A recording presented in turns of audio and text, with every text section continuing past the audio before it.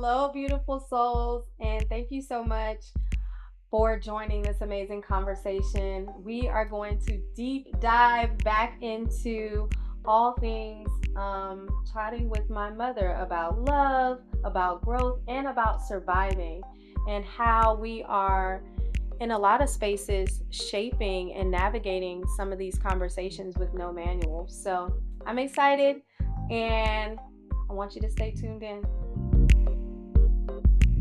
Do you think that there's a dynamic where mothers want you to achieve more than what they saw for themselves? Always, always. So I think that like sometimes that can be, a little toxic. Yeah, If we want to put that terminology to it, because I think that sometimes as mothers, they're like, I want you to have all of the things that I didn't have. I want you to see you achieve. I see these things in you. But then it gets into it borderlines in a state of control and discomfort. And it doesn't allow for flexibility for those individuals. And I think that it makes relationships a little bit strained. for sure. And then moms are just as set in their ways. And so sometimes we have to be the one to say, you know, um, they got to be free. Yeah. They have to be free, free to do what it is they want to do. I remember when you decided not to go to college. I didn't understand that. And I kept saying to myself, well, that'll change, because I'm going to keep talking about it and everything. But you were determined that college is not for everybody. And so that's what I learned. I still went. I mean, oh yeah, I tried it yeah, out. you tried it out. Yeah. But what I'm saying is, it wasn't a major for you. Yeah. I just didn't feel, for whatever reason, I didn't feel that my what I was going to be in the world had to be through that That pathway. way. Right? And I think that I mean, I think you showed me. Yeah. You showed me, that's for sure. Right. Because, I mean, like, oh my goodness, you've always amazed me Oh, thanks. how you carry yourself. I You were never, as what they, old term, fast. No. We couldn't be out here with Daisy Dukes. No. My father was not going to have that. No, none of Couldn't that. do no Daisy Dukes. Couldn't wear no nail polish. Could not do any of those fun But, things. it was, like, I only knew what was taught to me. Yeah. And so that was what I was sharing with you. And I think that that's the missing part. I think that that's the piece that when we're in this space of humanizing and dehumanizing our mothers, is that we think that they're withholding something, right? That there is a space that they may know something or not know something that they're not sharing with us. And some mothers, there is a little bit of competitiveness in mothers, and there is a little bit of rivalry at times, and that's only because that's what was produced with them. I think that mothers can only give what they were given. And I think That's that true. that's not always put into the consideration box when you are interacting with your mother. And sometimes you need to look at that. You need to go back and say, Mom, what was your mom like? Did she love on you? Did she hug you? Did she brush your hair? Did she cover you when you had your first breakup? Did she come and cook you, a meal? How did your mother show you love, right? Because I think that even for you, we've talked about your own relationship with your mother and how that you didn't feel nurtured. I was not. I was not nurtured. My my way was respectful. I was respectful of my mother. I didn't really spend a lot of time with my mother because uh, my parents were young when they had 6 kids. Mm-hmm. And so they were always building and, trying to get to the next step and trying to, I'm sure, keep us fed and keep us clothed and stuff like that. So, as far as, I don't really ever remember my mother hugging me. Mm-hmm. And and it's like growing up, you don't really think about those kind of things because that's your mother. Um, uh, you don't you don't think about that, and so I think that those things are the nurturing part is what I got from other people. My mm-hmm. older sister nurtured me so much more than my mother. Yeah. And I'm pretty sure it was because she was there, right. And my mother was working. So, I didn't really understand what I had missed. Right. Yeah. Until I had you. I think that's beautiful, and thank you for sharing that. Mm-hmm. I think that we as mothers you understand so much more mm-hmm. about being a mother when mm-hmm. you have one, but I think that there are so many challenges to really understand in mm-hmm. the dynamic who I was as a mother at 18 mm-hmm. when I had my first child to 36 when I had my second child. Like, that's totally I'm two different people. And so the experiences that my children are going to have are completely different. Even just with, I was in survival mode and my nervous system was a wreck, when I had Monet. And so who was I as a mother? And so now I get to come to her as a grown woman and say, how do I fix some of the things? Mm-hmm. How do I fix some of the mistakes? What do you need from me? Mm-hmm. How can I be supportive of mm-hmm. you? Just in my own healing journey, mm-hmm. just in who I have become and who mm-hmm. I'm becoming in this stage of my life. Mm-hmm. And I think that it's really beautiful because we get to see it, but then we also get to see what was missing, mm-hmm. right? And that's you true. Get to do the next thing, right? I think that from what I felt like I may have been missing with you, I've leaned in more on with my children, mm-hmm. right? And I think that you probably did the same mm-hmm. thing. What you felt like was missing for you, mm-hmm. you probably leaned into or wanted to give to us, to Justin and mm-hmm. I, because of what was missing for you. Oh yeah. And that's a big one, like to first of all know what was missing. Mm. And then to make sure that you put those things in your parenting plan. I think sometimes when you were younger, you would look at me sometimes and just, that's my mom, and so what I'm saying is this, like, we just have to be the best, give the best, and that'll suffice, and a lot of times, no, our best is not what the other person thinks, but we have to hold on to that simply because what we didn't know. You don't know any different. Right. You know what I mean? You got to give the best of what you have available. That's true. Yeah. I mean, that's where I'm coming from. Yeah. And, like growing up, I had issues I didn't know I had. Mm. So, those are things you look at and know, I don't want to put that on my child, like that. And that was one of the reasons why, taking, leaving the airline for me, because it seemed like I was missing you,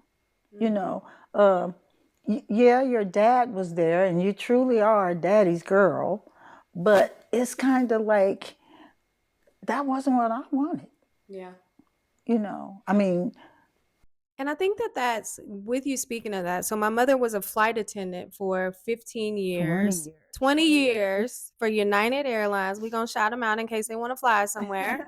And um, she made a I choice did. when I was a young girl to leave the airline at a pivotal time, to be able to be closer to home, to be Oh, able to yeah. not travel so much. Mm. And I think that, it's interesting too to see nowadays how mothers have to make choices and decisions, because we're put in new roles, That's right. right? We sit in roles as providers Well, now. and your CEOs, Listen, your bosses, that part. uh, you know, hey, and some of you are the major uh, provider Yeah, in the home. yeah, You know, even if the dad or the husband or whichever, both, even if they're there, we've soared. yeah. We've soared as women. But I think that mom guilt is still there, or that Yeah, feeling that maybe something is missing at times is still there, because you are thinking about some of the sacrifices that you have to make mm-hmm. as a mother, and you're not, we're not always getting it right, right? And I don't, and your kids aren't always seeing those Mm-hmm. sacrifices. They see a mother that works, they see the outcomes, but they don't always see the sacrifice. Mm-hmm. And I think that, it can be challenging, because I think that when a mother has to make a shift and a change in their life and dynamic, as big as that one is, it can create some resentment, Oh yeah. right? Because it's like, okay, well, I wanted to be here, or Mm-hmm. it can be like, there can be an air of, who could I have been if Mm-hmm. I may not have made this decision, Mm-hmm. or I kept flying for a little bit Mm-hmm. longer, or I did this thing a little bit longer. And you're trying to balance out those dynamics in Mm-hmm. different situations. Even when people stay in marriages, right? And they're like, oh, I'm staying for my children, but Mm-hmm. who could I have been if I Mm-hmm. decided to exit and say, you Mm-hmm. know what, I'm going to do this for me. Mm-hmm. I'm going to do this thing for me. And I think that, when we're thinking about humanizing our mothers, we can bring those things to the forefront of some of those conversations. Mm-hmm. Because I think it's important for us to, I know for me and my healing journey, it's been really important for me to understand where some of the challenging parts of me were rooted, and where did that come from, where did some of those ideals come from. I've seen you say things and not say things to people sometimes, and I'm like, well, maybe that came from that space, and so now I've, or even making a choice to be more, Yes, more vocal. more vocal, Yeah, right? yeah, Because I yeah. think that I saw my mother hold back. Not be, Yeah, not and so be. I was like, no, I'm gonna Yeah, tell them where and who and yeah, why I'm not the one of the two. You know what I yeah. mean? And So I'm thankful for that. And I'm thankful for that. so I think that that's important too, because I think that out of some of those things that may not be, we can evaluate them on a scale of, that wasn't the greatest characteristic, that my mother always did this thing, or she didn't show up for herself in this way, and I have to overcompensate. Mm-hmm. And so it's finding a delicate balance in those spaces where I leaned heavy and maybe lean too far into it, because it also made me a little bit more rigid. Mm-hmm. And I think that it also didn't always allow me the space to make, to hear people, and really have a balanced dynamic in certain situations. And it Mm-hmm. just kept me Mm-hmm. in arms, right? Like, Mm-hmm. because I'm like, no, y'all trying to take advantage of me. Mm-hmm. We Mm-hmm. not doing that. Mm-hmm. And so it almost didn't allow me a certain level of softness, Mm-hmm. that you may have experienced or just had, in just being more of an observer and saying, is this something that I want to acknowledge, is this something that I want to address, or do I need to take a moment to observe? There were times where I know, you know, I should have spoken up, but we weren't taught that. I wasn't taught that. Right. You know, like I was truly a child of the era of children are seen and not heard. Yeah. And that was another thing with you. I want you to be heard. Yeah. You know, I didn't want your voice to be stifled, you know, Yeah. because even as children, you need to be heard. Yeah. And I think that that's a great kind of lead in, because these inaugural episodes are really about finding my voice. And for me, I didn't realize that I was shrinking my voice so much. But I think that we as individuals, not just man or woman or any specific gender, non-binary, all of the things, I think that we have instances where we begin to shrink our voice based on our disappointments, based on our programming. When we, when that's, everybody has said that children are Yeah, seen and not heard, heard. right? Yeah, And we've heard that for so long. And so when you would see children be, saying, "Oh, I don't want to do this," or "Oh, I don't want to," that it was, there was always so much resistance. yeah. And then people kind of looked at you a little differently, like, she's not in control of her children and I've always this, been that, and, reckless, you y'all. know. I've always been I just was gonna do what I wanted to do. Well, but it wasn't like you was forceful. It was just like you didn't do it. It was almost like silent, It was like, I'm not doing that, and or this is what I'm gonna do. So you know, the one thing that I'm that I'm not as comfortable with, that I've had to kind of think about, is the fact that I really taught you and your brother how to survive, and I didn't teach you how to thrive. Ugh. Yeah, yeah. Yeah. And I regret that.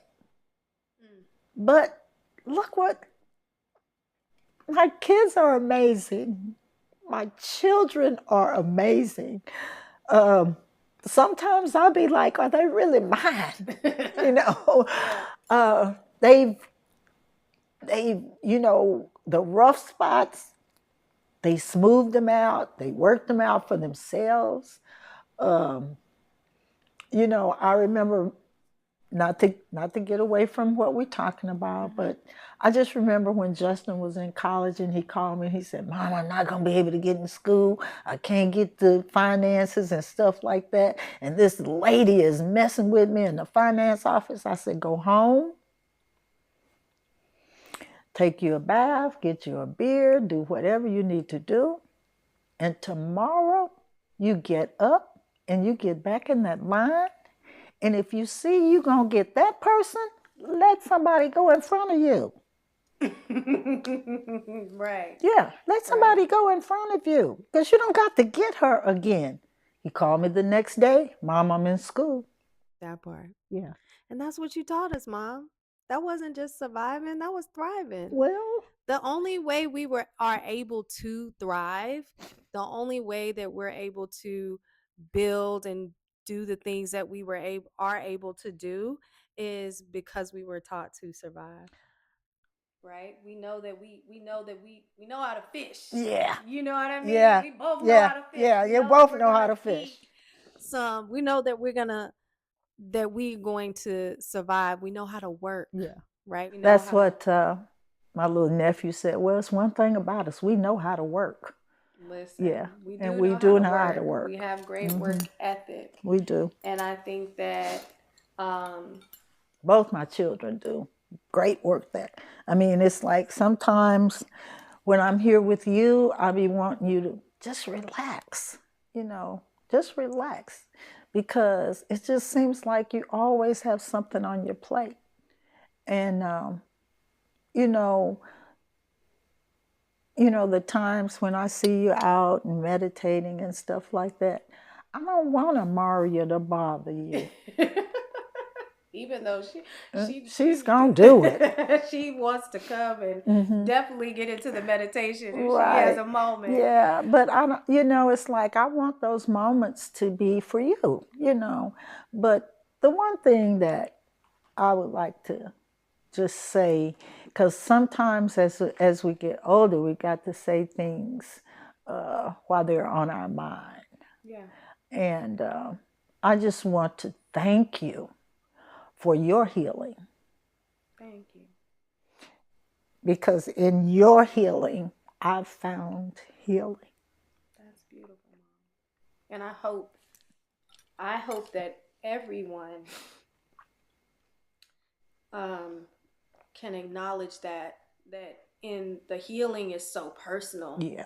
but we don't always understand how it can ripple through our families. Yeah. You know what I mean? Yeah. Ripple through our Because lives. that's the one thing that is hard for people. It's hard for folks to say, first of all, to say, I need to heal. Yeah. I need to heal. With what we are talking about around um, motherhood and survival and kind of like even the dynamics of healing, what do you think is something that, you know, a new mother, as well as just mothers in general? Mm-hmm. Because I know that in your work, in your what I call Mama's ministry, Yes. in Mama's ministry, she is always talking to young people. That is Mm-hmm. something that I truly admire about my mother, that there is no moment that you don't take the opportunity to share some words, whether you're talking to a young person. We were at the tire shop and you're just Mm-hmm. like, well, how you doing today? Well, what you been up to? And I think that young people nowadays, especially, they miss that grandmother ethic. I Mm-hmm. think that the grandmothers would always say, well, how you doing, baby? And Mm-hmm. they were gonna always talk to you and kind of just check in on you, Mm-hmm. right? And it didn't matter if you were their grandbaby or Or not. not. If they were sitting next to you on the bus, at the bus station or at the Mm-hmm. bus stop, or wherever you may be, if it was a grandmother there, she was gonna say, well, how you doing today? Mm-hmm. You enjoying the sunshine? Mm-hmm. Or, well, you look pretty mighty nice. Where you going? For Especially here sure. in the South. And so I think that knowing that you're always talking to young people and imparting wisdom with them, and as well as older people too, I think Mm-hmm. that you're giving that gift to everyone. For the mothers that are listening, what would you want to share with them? Oh, I want them to be involved Mm. and stay involved. And when I say that, like, um, know what your children are doing, know what they're doing outside, know what they're doing inside. Check on their schoolwork. Just don't leave it up to them to tell you, what's going on.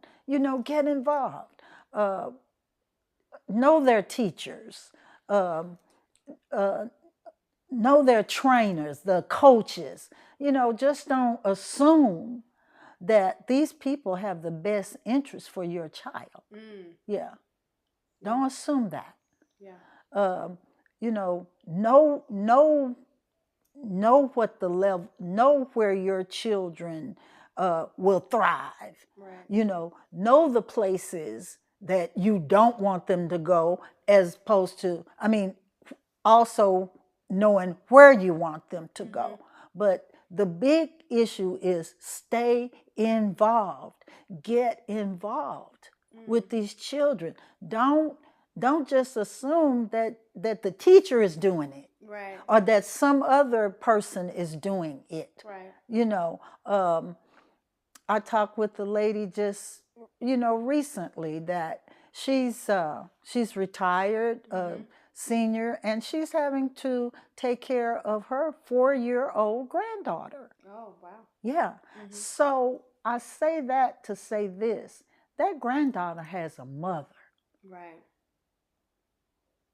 that was not willing to be involved. Right. So That's my that's the message that I would give to young mothers. Sometimes when you know want to go one way, go the other way. Yeah. And I think sometimes, granted, I know that there are a lot of challenges because I think that we can say may not want to be involved. I think that there are parents that mothers that want to be involved, but Mm-hmm. it's find the best ways to really make yourself available. Mm-hmm. I think that having an interest Mm-hmm. in your children is really important. Mm-hmm. They're ingesting so much There information you go. in these different spaces and in Mm-hmm. this different time. I Mm-hmm. watch even my own 5-year-old going on. I gotta monitor YouTube. Oh I gotta get man, on YouTube. What what you the, what know, are they doing with them little dolls that they yeah. playing with on Mm-hmm. this on Sure, this sure. show? And you won't know if you don't get involved. You won't. You You won't. know, it's kind of like if your kid or your no, if your child comes home and tells you something, you know, investigate it. Don't just, well, oh, that's Johnny. It's kind of like my girlfriend has a little grandson, and she was telling me, Kamara came home and, told me some stuff, and so told her, I told my mama, but she didn't. So it's kind of like that kind of thing. When the kid tells you and then you just kind of ignore, what's going on, that's not good. Because even if it is something that they are fabricating, it's good to know that. Yeah, I think that it really gives space to being more available as a Mhm. mother, opening Mhm. yourself up to, because mothers are a lot of times balancing a lot, Mhm. right? Especially in these times, right? Mhm. With the dynamics, I think we talked about this where you have, single mothers, same, two Mhm. dual mother Mhm. households. You Mhm. have a lot of different dynamics. You got mothers that are busy, that are working, that are Mhm. doing all of these things, and we don't have some of the traditional time and space of where Mhm. what it has been before. Mhm. And so being able to have some resting moments Mhm. with your children, I think, Mhm. to understand more about what's happening in their worlds, World, because we're yes. all kind of in our own orbits. Mhm. And if you can begin to cultivate some intentional time with your children, you can understand more of how you can sow into them, right? When we're talking about our roots, when we're talking about the soil, what is happening within the soil of our families, of our children, That's true. and especially as our children are getting older. Because I think for me specifically, I felt like my daughter needed me more when she was a teenager as Mhm. opposed to when she was a little child. She was more Mhm. dependent upon Mhm. me as a Mhm. young child, but as she got older, I think she needed my guidance more. Mhm. She had more questions. She was navigating a lot Mhm. of different Mhm. relationships and Mhm. navigating her body changing and Mhm. her image changing. And then you got social media, Mm. and you got, we keeping up, we doing all the different dances and all the different dynamics and all the different looks and all of these different challenges that our children are navigating now, that we want to be able to offer them some guidance, but we Mhm. need to have some peripheral understanding of what's Mhm. happening in their worlds. Mhm. And you can only do that when you you make yourself available, but you don't have to do it, I don't feel, in an overbearing way. You do it in a way that's complimentary, that's Mhm. open, that really, I want my child to invite me into their space. I want you Mhm. to invite me into your world, or at least I want to let you know that there's an open invitation Mhm. between the two of us. Mhm. And sitting and having, just some one on one time, or sitting down and saying, you know what, we turning off all the Mhm. phones. Right, really, because I think that's another thing too. Um, Technology. See, for us, it was television, um, and see, growing up, there weren't a lot of televisions for us, Mm-hmm. but television. became, you know, a babysitter, Yeah. that kind of thing. So one of the things that I see now is these tablets. Oh, the iPad sitter. I Oh got one. my I got two. God. And I mean, and I see the little babies. I Yeah. mean, I see little babies in the store navigating their mama's phone, and they Oh not yeah. even one. Oh yeah. And I saw one little kid, he was just asleep with the phone. So I would say, don't leave it up to technology. Mm. You Yeah. know, don't do that. Like you say, if you're gonna have them on the tablets, monitor what they are watching, because they know how to access. Yes, they do. They know how to access Yeah. stuff, and then they might be accessing something that they don't need to see, but if it's interesting, they gonna look. Yeah. What do you think about what do you think about for the mothers for themselves, right? What message or what guidance would you want to share with women on mothers and non-mothers on who they are, Mm-hmm. right, in the world and who they're either becoming or transforming, or just from your wisdom bank, what would you want to share? The one thing that I would tell a young mother is always take some time for yourself, not just for your nails and your pedicure or whatever, but read. Mm. You know, read things. Search out. Watch this podcast. Yeah, yeah, that'd be a great thing. Right. Watch this podcast uh, religiously. Oh, You there we know go. what I mean? Yeah. But what I'm saying is this, and you know, just take time to sit under the tree, Mm. That's good. sit by the water. Yeah. You know, take those moments for yourself. They rejuvenate you. Mm. They rejuvenate you. They have you ready for the next. Yeah. So yes, I would tell a young mother or mothers now, don't make your children the whole ball game. Mm-hmm. You've got to have something to be able to pitch these Ooh. balls, and to, you see what I'm saying? Yeah. You've got to have that rejuvenation, because mothers, that's, oh my gosh, that is such a position Right. to be in. It is. And it's no manual. Mm-mm.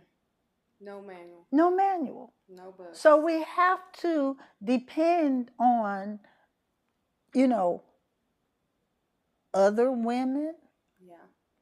other mothers. We've got to read. We've got to, and I'm going to tell you something, therapy. Yeah.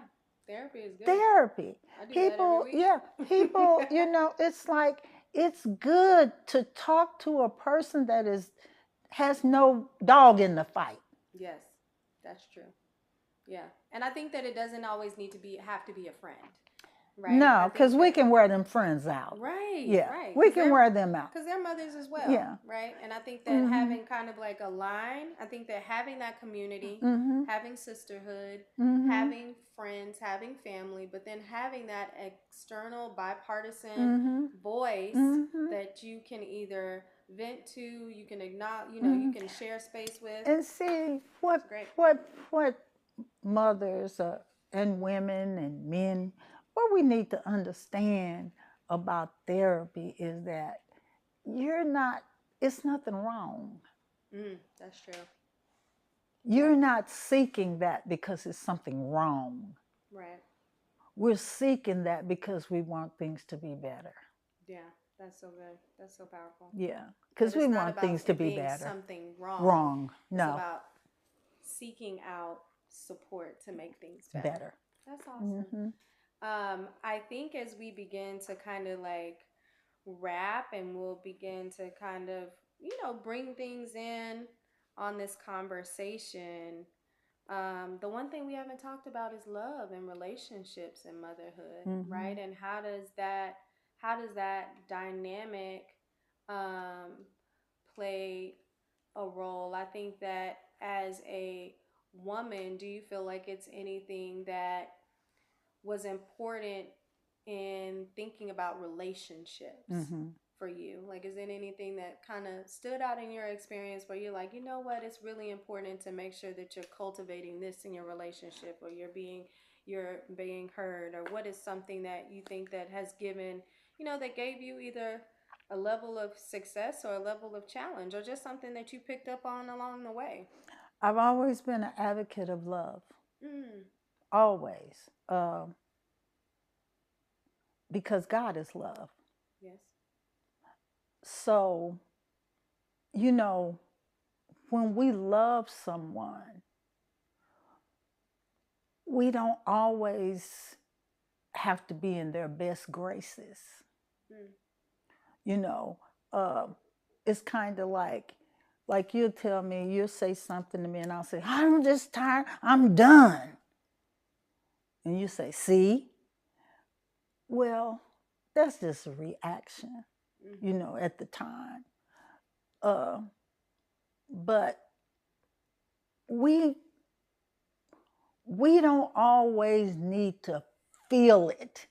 mm, We need to know that it's there. mm. Okay. You know, because people kind of associate love with a feeling, Mm-hmm. and it's about a being, if Mm-hmm. that makes sense. Yeah. Because, you know,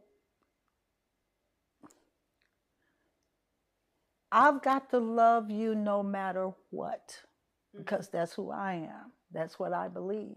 Mm-hmm. I've got to love my enemies Mm. because I believe in love.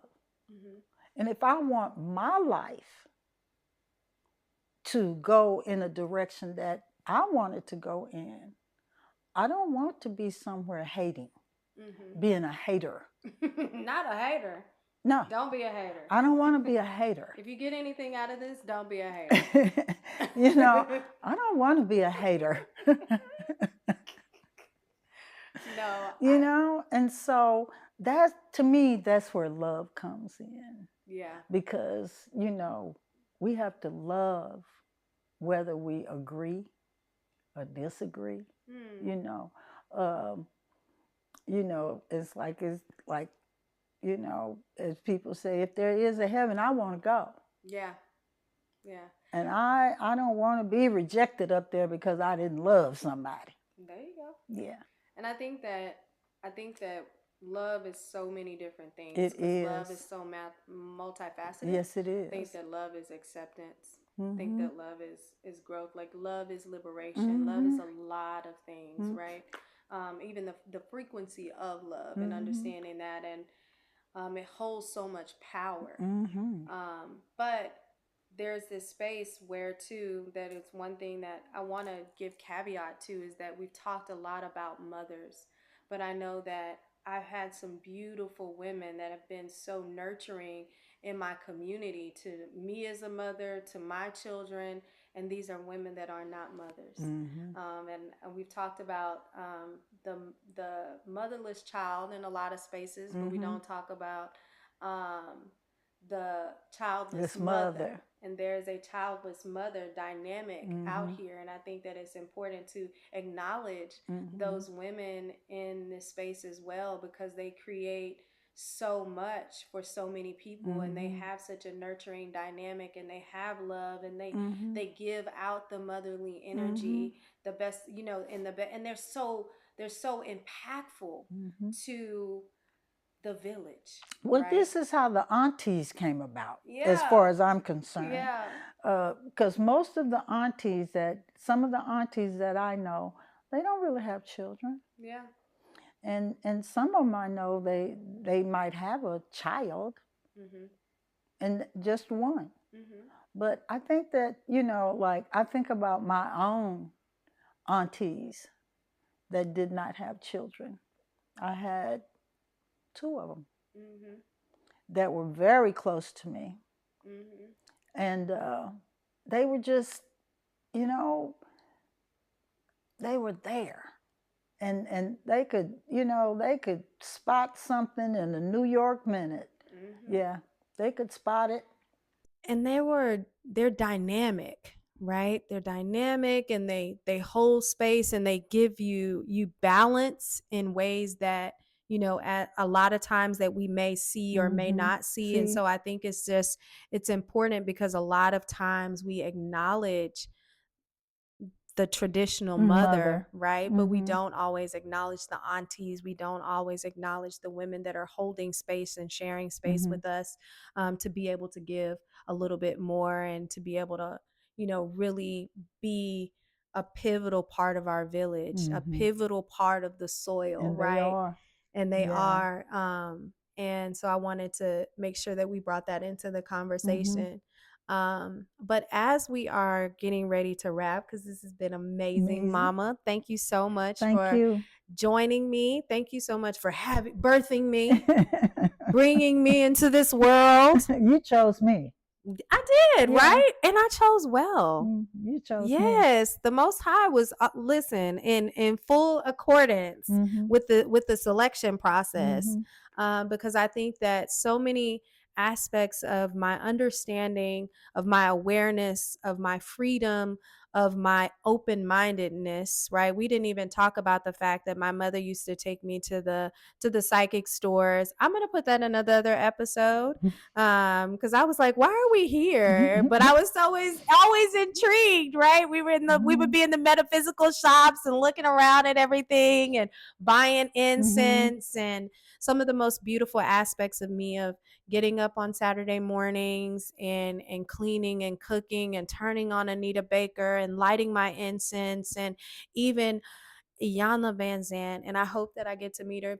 I hope she watches this, so that Mm-hmm. she knows how pivotal she was in our For household, from sure. listening, reading Acts of Faith, and Mm-hmm. seeing different books, and The Road Less Traveled. Right, Traveled. I read that book as a teenager, because Mm-hmm. that was a book that you had, and so Right. even though you were teaching me to survive, you were imparting us with all of this wisdom Wow. along the Thank way, you. right? And giving all of this wisdom. And I hope that so many individuals will look back in their lives and be able to look at when their mothers, when different individuals in their family were giving them little droplets of wisdom along the way, that they're able to either consciously or unconsciously take in to support them on their journeys, right? Which is really important when we talk about our roots, Mm-hmm. and when we talk about our voices, Mm-hmm. and what has helped to shape us in these spaces. And so I want to thank you. This has been a beautiful Thank conversation. you so I love much you for so much. having me. And I am so excited that the world is going to get to see us Me have a too. conversation. All right. Peace and blessings, everybody.